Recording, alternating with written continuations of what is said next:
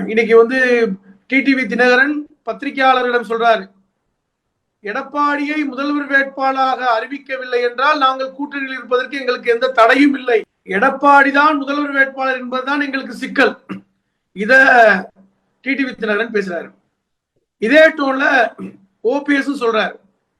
ஆனா இந்த ஓபிஎஸ்ஸையும் டிடிவியையும் கூட்டணிக்குள் சேர விட மாட்டேன் என்று எடப்பாடி தீர்மானமா இருக்காரு. ஆனா இவங்க இப்படி மாற்றமா பேசுறாங்க. இன்னைக்கு செங்கோட்டையன் என்ன பேசுறாரு, செப்டம்பர் 15க்கு அப்புறம் பாருங்க, எடப்பாடி இல்லாத ஒரு தலைமை தான் சரியா இருக்கும். இந்த டோன்ல இப்ப எல்லாரும் பேச ஆரம்பிக்கிறாங்க. இப்ப இது ஓபிஎஸ் உடைய குரலா டிடிவியோட குரலா என்று பார்த்தால் இது பாஜகவுடைய குரல். பாஜக உண்மையிலே அவர்களை சார்ந்த ஒருத்தரைத்தான் முதல்வர் வேட்பாளராக நிறுத்தணும். இல்லை என்றால் நாம தான் நிறுத்தணும். இப்ப நீங்க அடிக்கடி அமித்ஷா பேசுவதை பார்க்கணும்.